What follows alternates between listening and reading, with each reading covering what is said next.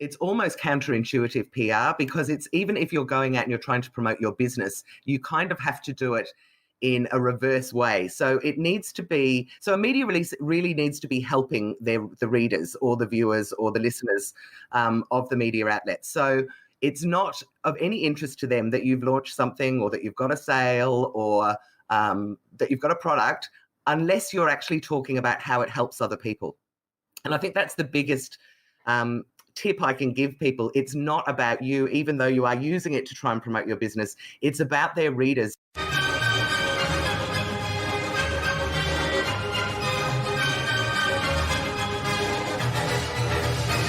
So you're a smart business committed to innovation, to service and to modern marketing. And you're asking, what's next? Wondering how you can become even more innovative. My name is Jürgen Strauss from InnovaBuzz, and this is the InnovaBuzz podcast, where we share all kinds of tips, advice and interview guests on all things innovation and leadership in modern marketing.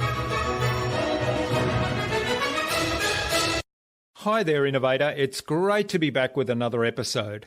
I hope you've had an awesome week so far. I trust you also enjoyed our most recent interviews with Steve August, the Founders Coach, and with Robin Bennett, the Technology Queen. I'm really excited today to welcome to the InnovaBuzz podcast as my guest, Jules Brooke of Handle Your Own PR. Through software and through her training company, Jules runs in-person press release accelerator programs, online training and public speaking to business groups, as well as providing the press release software for businesses to handle their own campaigns. Today's episode is brought to you by the Transformational Marketing Hub, where you'll find a host of free and exceptionally useful information to help you transform your marketing. You can access the Transformational Marketing Hub by visiting innovabiz.co/VIP. Go check it out. It's free to join, and if you're already a member, just log in to get all your resources. In our discussion today, Jules talked to me about knowing who the audience is for your PR campaigns and where they can be found. We talked about helping journalists by writing your articles and press release for them. And Jules described the step-by-step process that makes a great PR campaign. Without further ado then, let's fly into the hive and get the buzz from Jules Brooke.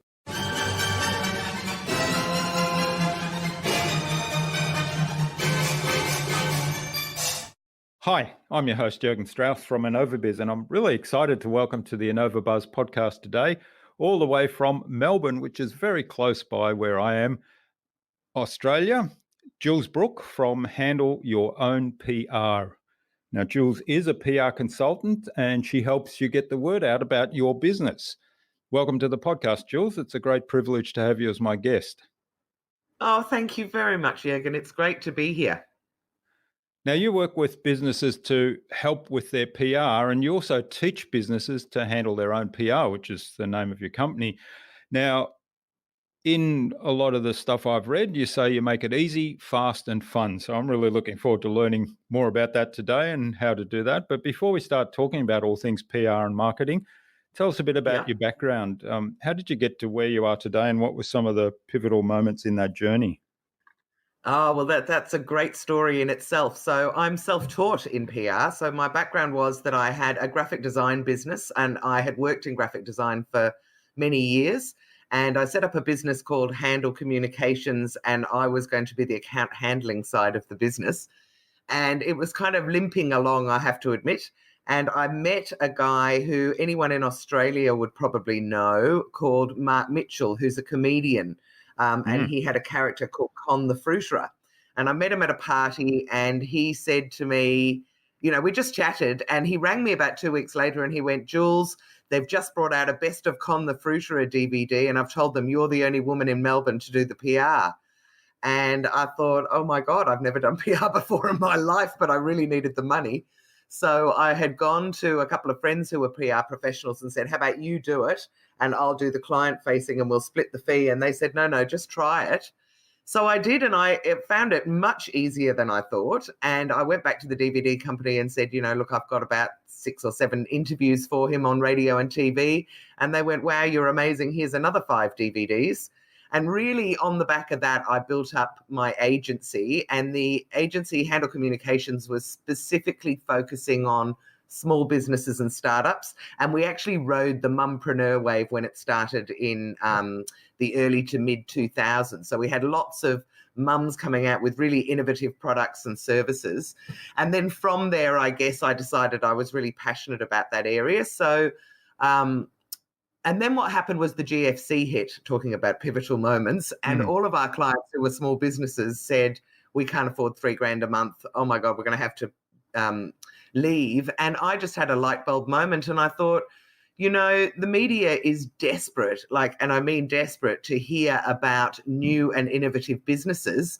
Why don't I just teach everyone how to go to the media themselves? Because I know that the journalists are not, there's a myth out there in PR land that it's all about your little black book and it's all about the contacts that you have.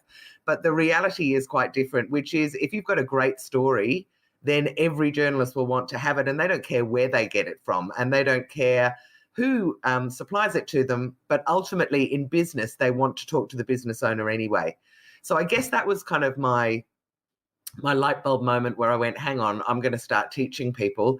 That was 10 years ago. So it's been a very big journey since then, with lots and lots of changes. I can't tell you, I think I'm on the 5th iteration of my website now, each one sort of changing and growing. And then I gave up the agency in 2014 and decided to take the plunge and did something that no entrepreneur really should do, and sold my house in order to invest it in my business, and created a PR SaaS platform. And that's where I focus now. I have the platform. We've launched in the US as well, and I've launched a whole lot of training products, because another pivotal moment was realizing that giving people the media contacts wasn't enough. Most people didn't know how to approach the journalist, what to say, what sort of angles to come up with, and how to keep getting PR. So it's sort of evolved into a combination of training and the platform, which has all the media contacts and the media release template and all the other sorts of things you would expect. Oh, that's fascinating. And I love how you pivoted around the global financial crisis. I mean, I started my business just before that, and of course that had a big impact on my business and where I was starting, and it actually resulted in me making some changes. But what the outcome has been for you now is that you're in a position to scale in a much better way than if you're actually doing the PR one-on-one with clients. Oh, absolutely. And it's much more satisfying being able to help other people do it and get consistent coverage. So it's an area that I absolutely feel passionate about.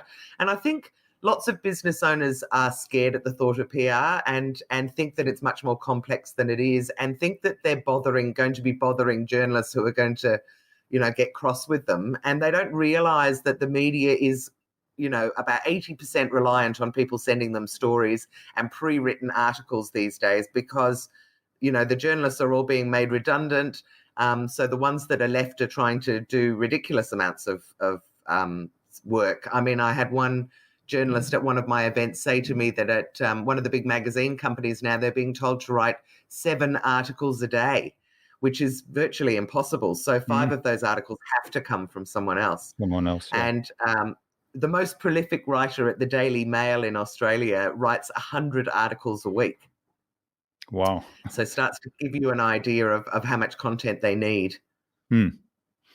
So you mentioned having a great story. So what is important? What makes a great story, and how do you put something together that's going to get the attention of those journalists? Well, that's a big question, but I will. Basically, what you need to be thinking about, and it's a very. I was doing a talk last night for a trading association, and I was saying to the people that it's almost counterintuitive PR, because it's, even if you're going out and you're trying to promote your business, you kind of have to do it in a reverse way. So it needs to be, so a media release really needs to be helping the readers or the viewers or the listeners of the media outlets. So it's not of any interest to them that you've launched something or that you've got a sale or that you've got a product, unless you're actually talking about how it helps other people. And I think that's the biggest tip I can give people. It's not about you, even though you are using it to try and promote your business. It's about their readers. And so one of the easiest ways to get PR these days, and this is when I do short courses, I always sort of focus on this, is to offer advice to people. So most of us in our businesses, if we go out socially or we go to a party and people say, what do you do? And you tell them what you do, there will be the same 3 or 4 questions that constantly come up that, when I do it, people go, oh, PR, what does that mean? And, is it really that hard to do? And I'm sure with Jürgen, with you, with podcasts, people would say, oh, tell me a bit more about podcasts and how do you find your guests and those sorts of things. So my suggestion to people is to take those questions, turn them into a headline. So it could be, how to find good guests for your podcast, and then in 500 to 600 words, explain how to do it. So be generous with your advice and generous with your information. And what you'll find is that people, firstly, the media will pick it up because they'll know that it's useful for their audience. And then what you will also find is that people will look at it and kind of go, whoa, that's a whole lot of information. But gee, that person really knows their stuff. So I'm going to go and have a chat with them, or I'm going to try and contact them. As opposed to some people who feel like if I give away all my IP, that everyone's going to copy it and they're all going to do it. And I'm doing myself out of a job. But it actually doesn't work that way. It just positions you as a leader. It positions you as knowing a whole lot of stuff that other people don't know, and makes you very approachable. If people find you in the media, then they tend to trust you very, very quickly. Yeah, that's great advice. And in a way, it's no different than publishing blog posts or going on video and helping people with the information that you have. And I like that you said, be generous and give away. Because I find this a lot. I tell people when you're doing videos or when you're publishing something on your blog or whatever content it might be, share the information because that positions you in a good way. And a lot of the times people say, but if I share stuff, somebody else will steal it. I say, have you heard of a thing called Google? You can go onto Google and you can find anything, how to do anything you need to do. So if people don't come and find your stuff on how to do whatever it is you're the expert in, they'll find somebody else's.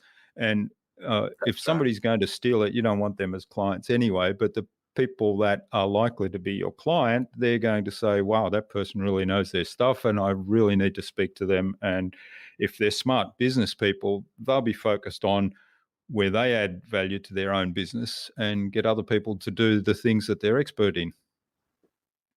Yeah, exactly. People, there's a misconception out there that particularly when you take the idea that you were talking about offering your information and it's not on a blog, it's on something as public as a newspaper or a magazine. There are some people who fear that, if I tell everyone how to do it, then there's going to be no reason that they're going to come to me. But I mean, I constantly say, these are the 6 steps for how to do PR, and this is how you go and find journalists, and this is how you speak to them. And all it means is that people come back to me and go, right, well, you sound like you know what you're talking about, so can you teach me? It kind of works the opposite the way that you would think it would.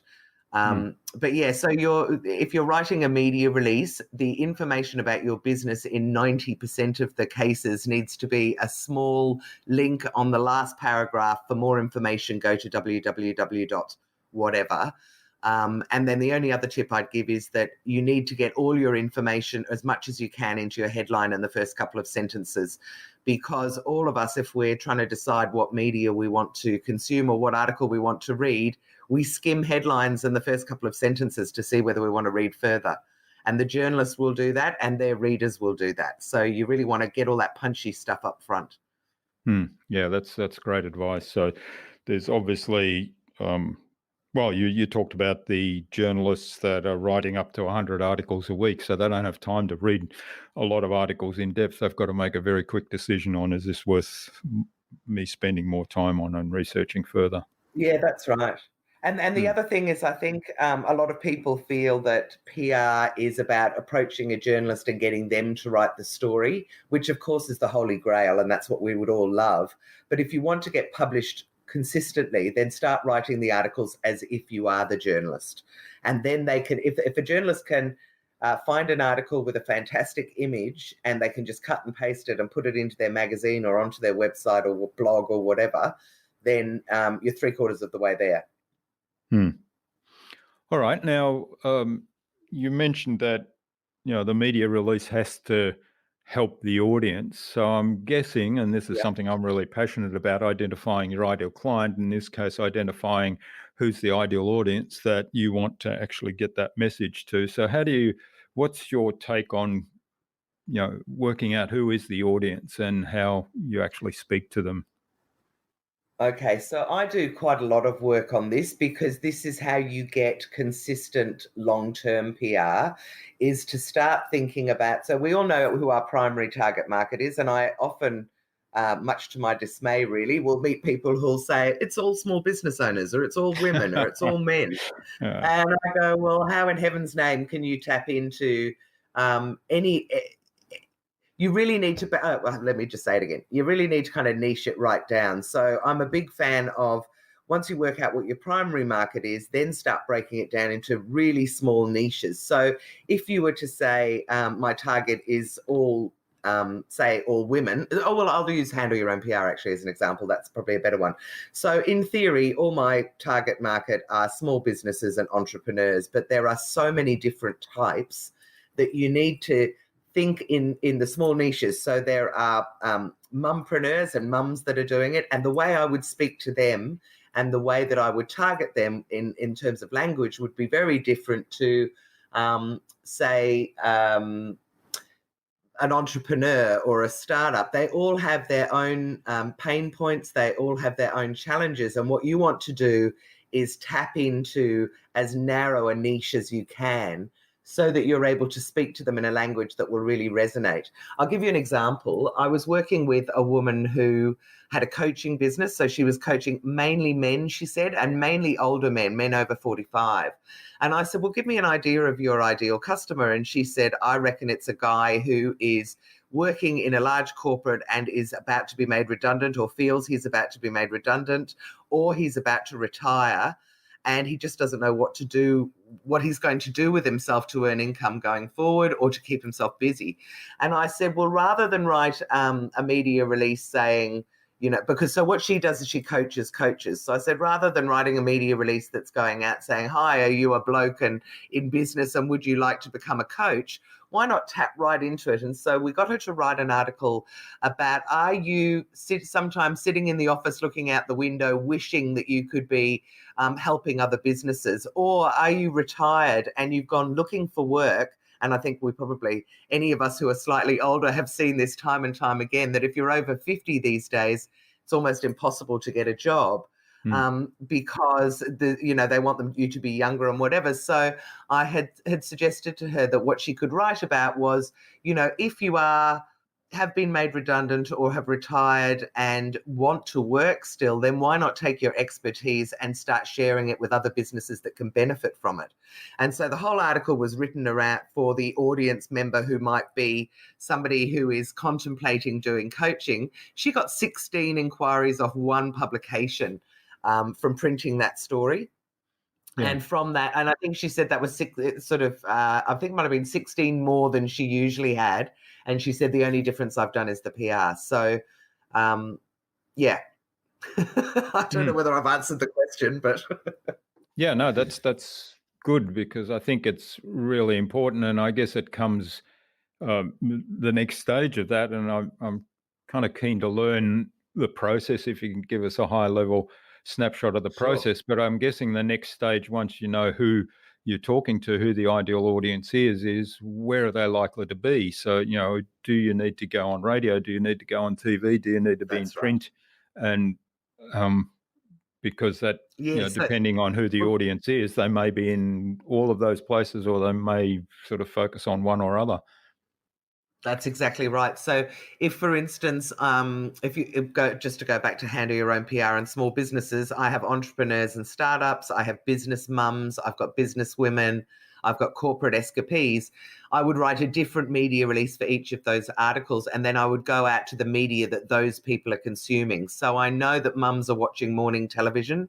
I know that that they are very busy around dinner time and first thing in the morning. So, you'd start to mention that in a media release. If I'm going out to entrepreneurs and startups, I'm talking to them about how PR will maybe get them in front of investors and that it will give their startup credibility. Or they can do profile raising. The same thing with authors. So that's another of my target markets. I have a lot of authors that I work with, particularly self-published authors. And again, I would say take the content from your book, think about who you're targeting, and then choose the media that those people are consuming. So what time of day are they watching or listening to media? If you're targeting young people, obviously you'd go very hard in digital. If you're targeting older people, you might go for more newspapers and evening television. If you're in rural areas, you might be going for the rural newspapers, the rural TV, and then radio stations that are in those kind of rural areas as well. So absolutely, you need to work out who your customers are and then what media they're watching and at what time of day. And then from there, you start targeting the media that are facilitating that. All right. So for somebody that is interested in getting that leverage from PR, what do you recommend as their first step? I mean, how would I start a PR campaign? All right, so I'll take you through all the 6 steps if you like. So the first step is that it's absolutely imperative that you have some great photography and that your website is ready to go. So you do need to be prepared from that level or in that. I don't know whether I'm saying it's funny when you. Anyway, sorry, I've got headphones on. It's all sort of sounding a bit weird in my head. Okay, so photography is really important because that has become a real sticking point for journalists. Every article has some kind of an illustration, and if you don't provide it for them, they've got to go and find it themselves, and that is the bane of their lives. So having some good photography, professional photography that not only a headshot of you, but something that demonstrates what it is that you do is really powerful. And then you've got to have your website ready to go, because what the PR will do is send people to your website. It doesn't do much more than that. And then your website needs to convert them once they get there. So once you've got that ready, the next thing that you need to do is to start thinking about the media angle that you would like to go out with. So, for instance, I might do, or in fact, I was talking to an interior designer last night, and maybe she's going to do 3 things that every homeowner could do to make their lounge room look like it's brand new, just for example. So you need to come up with your angle and then write your media release. Then you need to work out what media you want to go to. Now, we've talked about thinking about where your customers are consuming media, but the other way is to go and start Googling around your topics and find journalists that are talking about your topic. Now, I've got a vested interest because my website has got thousands of contacts on it, so people can build their own media list. But if you weren't using a platform like mine, then you literally, Google is your friend, and you go out Googling, journalists that you could talk about, articles about small business PR or innovation, whatever your topic is. Find some journalists.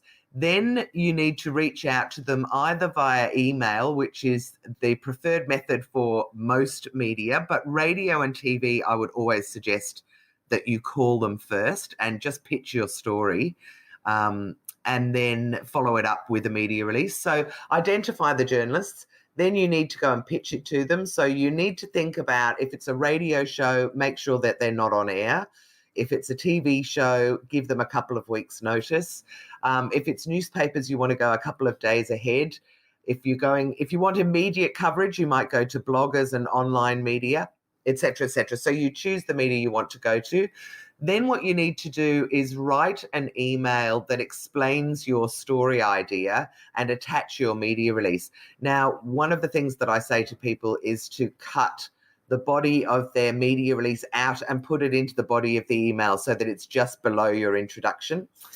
Your introduction to the journalist needs to get to the point really, really quickly. So you need a compelling headline, something like 3 reasons, 3 reasons why small businesses should be choosing their accountants more carefully. I don't know, whatever it might be, which is going to make the journalist open it. And then the opening couple of lines on your email needs to say something like, having been an accountant or worked with an accountant for years and years, or having worked with small business owners, I find that there are these 3 things that people don't do. And here are my tips for how to avoid making those mistakes.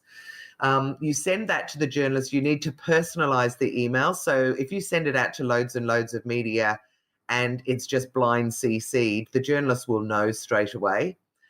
There is a classic format for a media release, which is literally just a Word document. So I've worked with people who've done their media releases in MailChimp or had them all designed, and, the journalists won't look at it because they think it's a newsletter or advertising. So very plain media release that they can cut and paste from. And then one of the most important things to do after you've sent it out, these days, people are losing emails very easily and things get lost. So make sure that you follow up with any journalist who hasn't responded and just send them a little email saying, just checking you saw this, was there any interest?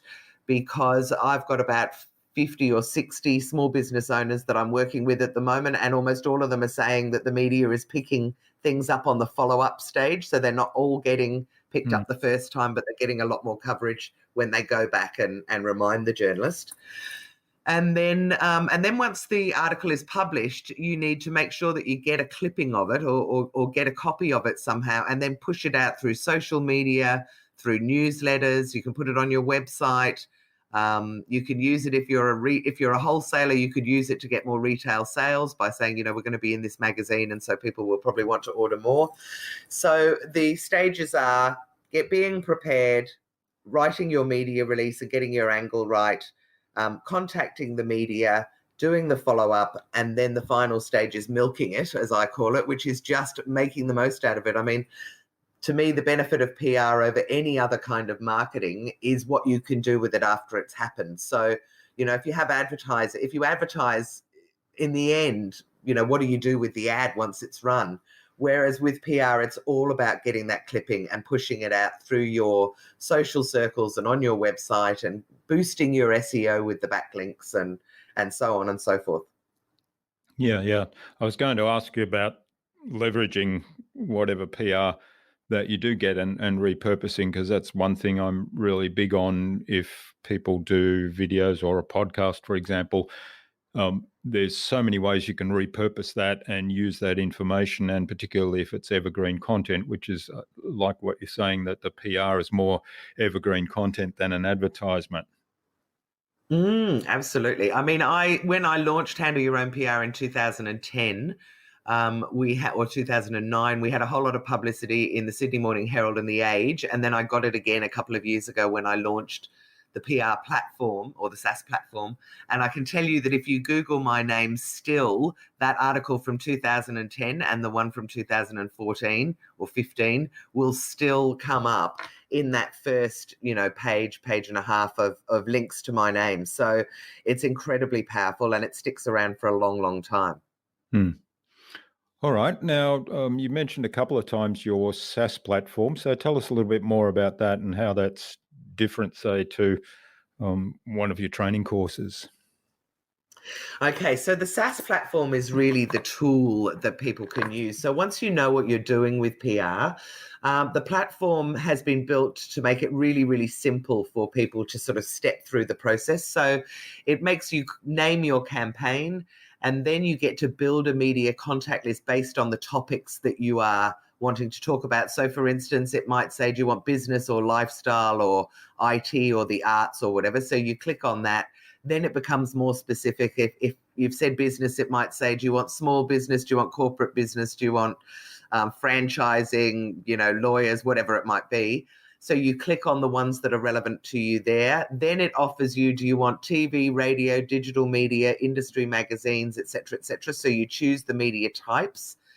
And then you go into an even more specific way of selecting. So by the end of it, you will probably have a couple of hundred journalists that are very much focused on whatever it is that media release is about. Then the next stage on the platform helps you write your media release. So it's literally got a button where it says upload your logo here, upload a photo, write your headline in here. Then I've got a widget that's a bit like Word where you can either cut and paste and drop your media release into it or write your media release in there. Then at the end, it has all your contact details for the journalist, and your email gets hooked into the website so that when you are sending out media releases, you're sending them from your own email address and the journalist will respond to you directly. You get to see, when you go into the sending stage, you get to see all the journalists' names, their contact details, their phone numbers, their email addresses, because for some people, firstly, you want to know who it's going out to. So it's very different from those media release distribution services where you say, okay, I want to send it out to business media. It says we have 66 contacts and you press go and you've got no idea where it's gone to. And so therefore you can't follow up on it. So I am very transparent with all the contacts. You choose the ones that you want to send it to. Then up pops a widget where you can write the email that accompanies the media release. And then you just press send and send it out, or you can schedule to send it out. And then once you've sent it out, it dates. So it says you sent this media release on this date, and it takes you over to the next stage, which is the follow-up stage. In the follow-up, you can make notes about the journalist. You can color code your journalist details so that you can sort of scan down the page and say, those 3 people have said yes, and those have said no, and those ones I need to go back to.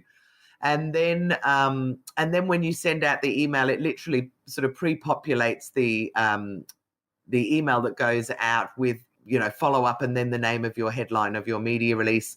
You send a little email saying, just want to check that you saw this. Was there any interest? And then you send it out again. And of course, those second lot of media responses will go into your inbox. And then I have one more page, which is really just a checklist of, these are all the things you can do with your clippings once you've been published. Can you do it? And you can duplicate campaigns and you can copy media releases, but it is basically an all-in-one campaign platform where people can manage all of their campaigns and for a really, really affordable price, particularly compared to most of the other sort of media contact outlets out there. And so that's kind of the tool. And then, do stop me if I'm banging on too much. Yeah.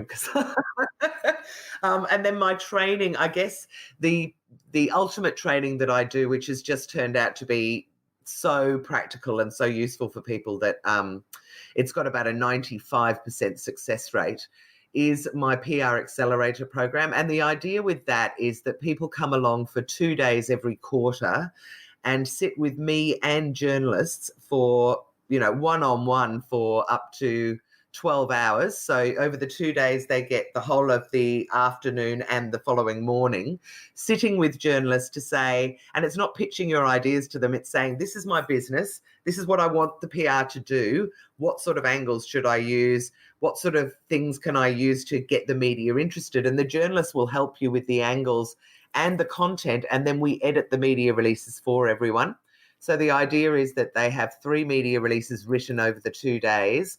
And then on the afternoon of the second day, I actually sit down and help people build a media contact list that's right for each of the media releases that they've got. So the idea is that you've got at least 1 media release to send out every month, and that you're learning how to write in a way that the media will pick it up, and also get all those great insights from the journalists that come along to the events. So, and we go out for dinner and drinks with them as well, so everybody gets a bit squiffy and all becomes best friends by the next day. Yeah. And the idea is that 3 months, so you've got 3 media releases to send out. You're thinking 3 months ahead in terms of your messaging. And then I find that a lot of people lose motivation. Maybe they just can't think of any angles. So then you come back and do another 2 days and we help you come up with the next 3 months worth of PR. And the overall idea is that I have realized that people doing stopping and starting PR doesn't really work as well for them. So if you have a full 12 months worth of PR and you focus on it for 12 months, you should get at least 24 articles published over that time, which means that you'll own your Google page if anyone Googles your name. It also means that you've written at least 12 media releases. So by then, once you finish with me, you should be able to bang out a media release pretty quickly. And the media have got to know you and you've got to know them. So you started to understand the angles that are working for you. You've started to build relationships with journalists that are liking what it is that you're doing. And then when you finish with me, you can keep doing it for the rest of your life. So the idea of teaching people is a little bit like that parable of, you give a man a fish and he feeds for a day, you teach a man to fish and he feeds for a lifetime. I'm a big fan of, once you know how to do PR, you can do it for all your different businesses. You can do it whenever you feel the urge to send a message out and let people know about it. And I've got people who are being published 5-6 times a month now, which obviously is doing huge things for their business in terms of steady stream of new business inquiries, being invited to talk in Australia and overseas, being positioned totally as an expert in their field. And it just works so well for people. So I just hate those courses where you walk away and you feel all inspired and 2 days later you're like, oh my God, I don't even know where to start again now. Yeah, So I try to make mine very practical. I was having a conversation with someone this morning on that topic. They've just completed their first online training course, and I was asking about completion rates and so on. Yeah, that's when people take the course and they're inspired while they do it, but if they don't go away and turn it into action and reap the rewards from that, it's not only is it a bad experience for them, it actually reflects back on the brand. That's right. That's right. So I actually do weekly mentoring as well, online group mentoring. And what I've realized is bringing journalists in is just so useful for people. So I do bring journalists in for people to ask questions to as well, as the same as the accelerator, because I think that's what differentiates us. You get so much exposure to journalists that you're not scared of them and you understand what they're looking for, and it makes it much easier to reach out to them successfully.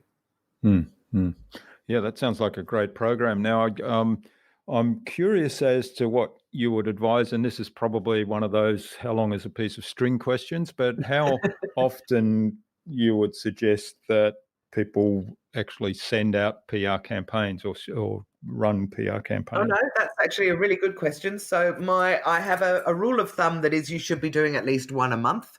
That means that you send it out, you're giving it 3 or 4 days before you're doing the follow-up. Then you're following up on it. You probably will have to do something for the journalist during that period. And then you've got another week or so to come up with a new angle, and then you send it out again. So that sort of takes you through a monthly cycle.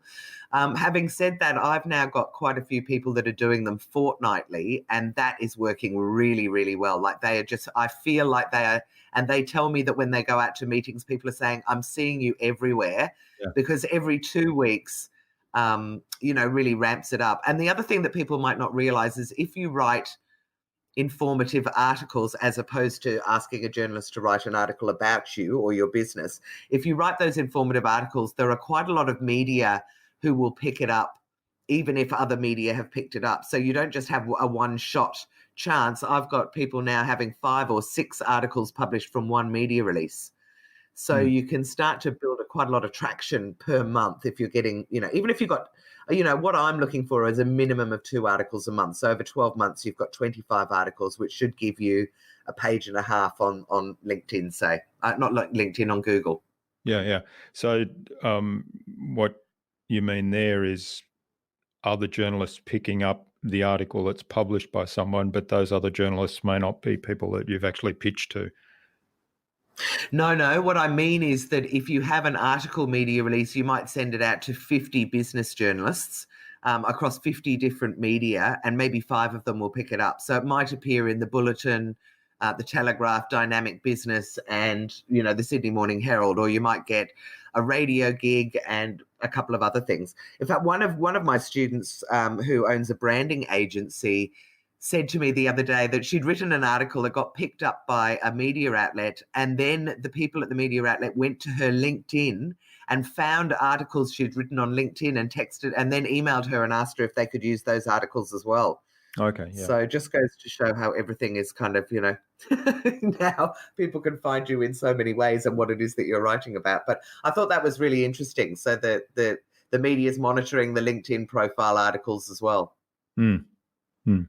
Well, I would imagine that the journalists, you mentioned earlier how busy they are, that they'll be looking at what else there is and how they can kind of get more benefit. So it's kind of their version of repurposing content.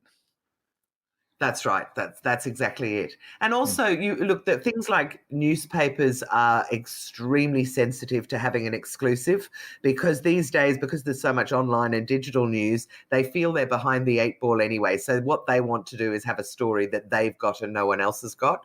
But when you come to magazines and it comes to, say, business websites and blogs, they don't care as much, and they're happy to take your article because they're looking for that fresh content, and they don't mind so much if there are other media outlets that have also taken the article. So unless a journalist asks you for an exclusive, then just send it out to a whole lot of media that you think might pick it up, and you might find that quite a few of them do. All right. Well, this is absolutely fascinating. I could go on talking a whole heap more about PR and how to tackle it. And, there's a lot of parallels there with publishing other content, but of course, doing it for journalists and getting their attention in the first place, and then delivering them stuff that's of value to the journalist, and also then, of course, of value to your audience is kind of a slightly different aspect or a slightly different way of doing things there, but lots in common with publishing, blog Yeah. posts, or even podcasts. Well, that's it. And I would actually say to people, if you are writing blog posts or LinkedIn articles, then why not take those articles and put them out to the media first? Partly because some media outlets do consider it published if it's gone in your own blog, or if it's been published anywhere. So send it out to them. And if they pick it up, great. Then you've got a media link that you can put back into the blog when you publish it. And if they don't, then you're no worse off than you were in the first place, So for me, for the delay of 3 or 4 days to just send it out is a really good idea. Yeah, great advice. All right, so I think it's time we moved on to the Buzz, which is our innovation round, and it's designed to help our audience, who are primarily innovators and leaders in their field, with some tips from your experience. So I've got 5 questions, and hopefully you'll give us some really insightful answers that'll inspire everyone to go and do something awesome today, other than the PR stuff that they've already been inspired to do by now. So Great. what's the number one thing you think anyone needs to do to be more innovative? I think really you've got this. Well, I've got 2 things. One is I really think it's important for people to think outside the square, to try and be creative, to dream big, and just try to find the gaps between services and products that are available at the moment.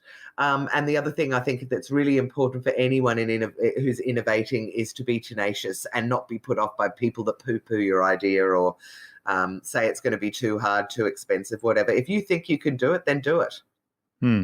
Yeah, that's great advice. And I was thinking of that while you're talking earlier about the PR and sending it out and the follow-up part of it. So a lot of times, I guess you get no response, or people might say no, and to not take that personally and to be tenacious is really important there, and of course really important in business overall. Yeah, absolutely. Okay, so what's the best thing you've done to develop new ideas or new training programs? Oh, well, look, I'm a huge fan of brainstorming. So that's one of the things that I love to do, sit down with somebody else in business and just sort of chuck ideas around and see where the pearls come out of that. I've actually had the experience of writing a pitch deck recently, which for anybody that isn't sure is where you kind of have to really clarify your business in a very simple way if you are to approach investors. But what it actually has done has been very interesting in terms of future planning, in terms of sales funnels, and in terms of customer analysis. I have found that really, really interesting.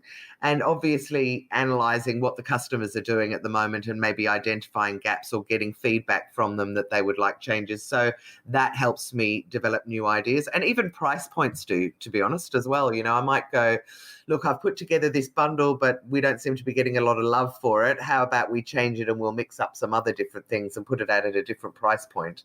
And that can work as well. So lots of testing and getting feedback from other people. Yeah, exactly. All right. What's a resource that you use most often? Oh, look, I am on Asana. We use that for our VA team in the Philippines. So I'm a big fan of Asana as a sort of a tool. I absolutely love Zoom and Google Hangouts because my business partner is interstate. In fact, I think we've only met each other about 6 times.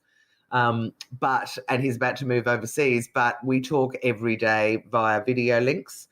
And then just as a complete aside, and not that I use it anymore, but because I have no need, but I absolutely love an app called Quiller, which is QWILR for proposal writing. So if anyone has to write proposals, the way Quiller works is it sort of makes a mini website almost. So you can put in videos, you can put in quotes. The client thinks that you've created it just for them, which you pretty much have, but it's very, very simple. And they can approve and even pay online using this proposal format. So Quiller, QWILR.com, I think it is, but it's a brilliant proposal kind of software. That sounds fascinating. And there's a few of those around, but I'm not familiar with Quiller, so I'll check it out. Have to have a little look and see. I mean, I'm an app queen. I love all that sort of stuff. So I could give you a big long list, but I won't bore you.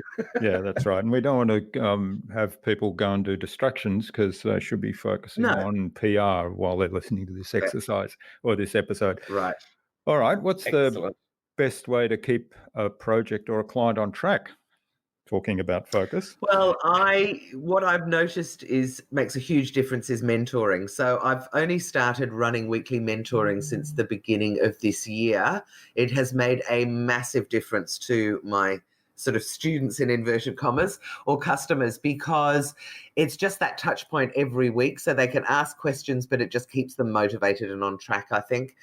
The only other thing that I do is I am constantly coming up with new educational opportunities, and I often put that out to my own personal customers. I have a closed Facebook group for the people that are paying for our services, and I do things like interview photographers about, the best way to do photography, and journalists, and I put those videos up in the group as well. So those are 2 things that I do to try and keep people focused and on track. Yeah, that's a great idea. The interviewing people to kind of get their insights and help them. I mean, that's kind of what I'm doing on the podcast, but I like the idea of absolutely doing that very specifically for your closed group of clients. All right, what's the number one thing anyone can do to differentiate themselves? Well, in PR, one of the huge differentiators is photography. I know that a lot of people will kind of go, well, in business media, you don't even have to send out a photo. But, I have now worked with so many journalists, and I ask them this question all the time. And literally, I would say these days, photography can make or break a campaign. So if you want to make yourself stand out, pay someone to take some fantastic shots. Try and make them shots that somehow illustrate what it is that you do, and then send those out to the media. And I promise you that if a journalist is looking at 2 fantastic media releases side by side, and one has a great photo and the other one doesn't, they will always go for the one for the photo. And if you're in the product or retail area, journalists are telling me that if you send them a really beautiful shot, they will make the story work. So even if you haven't sent them a great story angle, they will find one and they will make it work, because photography is so important to them. So I reckon that's my sort of number one differentiator that I would suggest that people do. Yeah, that's really great advice. And I think in the website space, I think that probably applies as well. And yet there's so many websites now that use stock photographs, and there seems to be a core of about a dozen stock photographs that I don't know why it is that people are so attracted to them, but you kind of see them on almost every other website. So definitely Yep. don't do that. No, that's exactly right. And journalists can, we can all spot stock photography. So it is so worth it. And it also for your social media, you'll be able to use the shots for that, for your marketing and your brochures and your advertising or anything else that you want to do. It just is the gift that keeps on giving. So I try and do a shoot twice a year now, just to have fresh stuff to go out with. All right. Well, I will have to make a point of contacting my photographer again. I love... That's right. And you've got to somehow or other show innovation in your photos. So you need to somehow or other show people how you're about business innovation. Yeah, that's right. And I haven't, because it occurred to me that I haven't got photos of me doing podcast interviews, and I've got a nice setup here. I actually did a video earlier about my podcast setup for a closed group that I'm involved with. So that's an idea for me. Yes, great idea. I think lots of people want to know about podcasts. All right. Well, thanks, Jules. This has been really great. Now, where can people reach out to learn more about you and to find out about your different courses and the software, the SaaS software that you have, and maybe even get in touch to say thank you for what you've shared today? Okay, so my website is probably the best place to start. It's Handle Your Own PR, and it's spelt exactly the same way that you would imagine. So handleyourownnpr.com.au. And my email address is jules@handleyourownpr if anyone wants to contact me via email. On the website, I have got all the courses written down, but I also am very active on Facebook, particularly in the Handle Your Own PR page. And I've got a group called the Handle Your Own PR Gang. And I'm also very active on LinkedIn these days. It's my new favorite platform. So, if anyone wants to contact me via LinkedIn, I'm more than happy to start a conversation and see where it goes. And then hopefully Handle Your Own PR. We're in the US now. We've got Australia. We're hoping to do Europe next year, and then maybe South Africa and India. So keep your eyes peeled, because I hope to be in your country sometime soon. And I am looking for partners in those countries if anyone's interested. Well, there you go. Opportunity.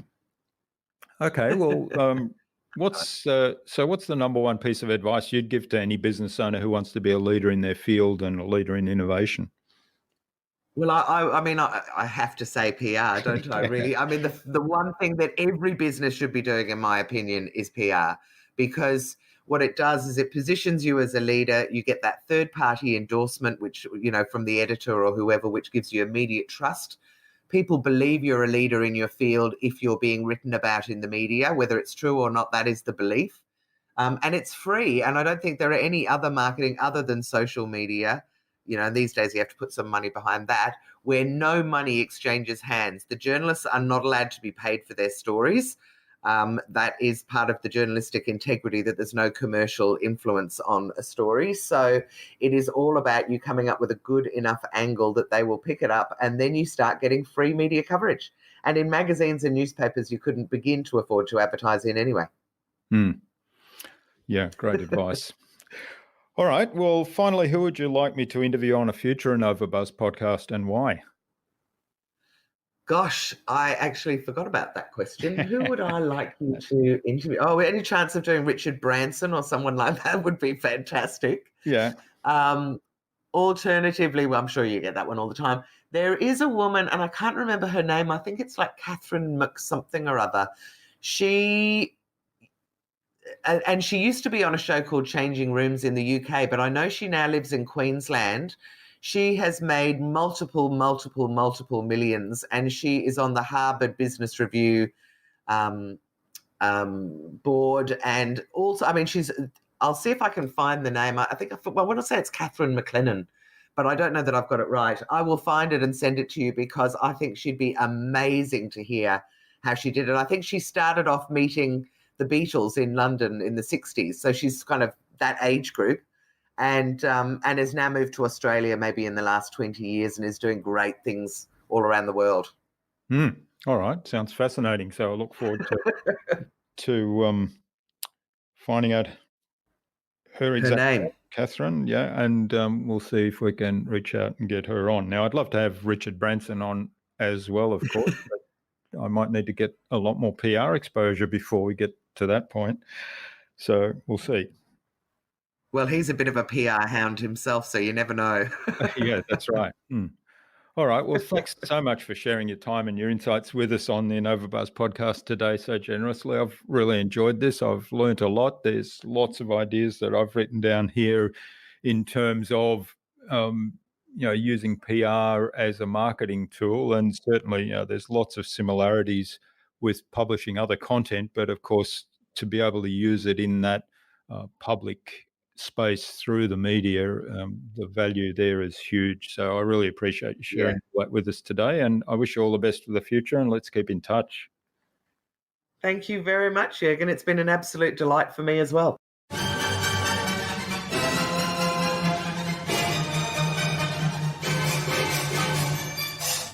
I hope you enjoyed that delightful and engaging conversation with Jules and took something with you from what she shared. I love her approach to producing engaging and helpful content for your audience and helping the journalists too at the same time. And that's a great way to get attention, exposure, and publicity. And speaking of exposure, the tip about great photography is one to pay particular attention to. I'd love to know what you took away from Jules' interview. Leave a comment below the blog post, which you can find at innovabiz.co/Jules Brooke. That is JulesBrooke, or lowercase, or one word, innovabiz.co/Jules Brooke. You'll also find contact information for getting in touch with Jules there, as well as links to the Handle Your Own PR website, her training and SaaS products, and the other resources we spoke about in this conversation. Jules suggested we interview Anne McKevitt, serial entrepreneur, author, and business advisor on a future InnovaBuzz podcast. So, Anne, keep an eye on your inbox for an invitation from us to the InnovaBuzz podcast, courtesy of Jules Brooke. Remember to visit innovabiz.co/VIP to access the Transformational Marketing Hub and all its free and exceptionally useful information to help you transform your marketing. Also, check out our Tales of Marketing Transformation show. You can find that at talesofmarketingtransformation.com, where you'll find each episode providing one valuable message to guide you on your journey of marketing transformation. And of course, tune in again next week for the InnovaBuzz podcast and the big episode 200. Now, I'll let you in on a little secret here. Our special guest for episode 200 is none other than Neil Sperling, who's a world-class connector and a world-class problem solver, and I can assure you that this episode is going to be full of awesome goodness and things that you can take away and apply to your business. And I'll be doing a reflection on 200 episodes of the InnovaBuzz podcast in episode 201, so we'll have that available for you next week as well. Stay connected. Subscribe to the InnovaBuzz podcast so you'll make sure you'll never miss another episode. Head on over to innovabiz.co/subscribe. We'd also love you to leave us a review because what you think matters to us. Take some of the ideas you've heard today and apply them in your business. Any thoughts, ideas, suggestions, or questions, then share them in the comments below the blog post. And remember, if you want to get better marketing results than you ever have, join our fantastic Facebook community at the Tales of Marketing Transformation Facebook group. All you have to do is go to innovabiz.co/TMA. It's free to join. I hope to see you there soon. Until next time, I'm Jürgen Strauss from InnovaBiz. Remember to be awesome and keep innovating.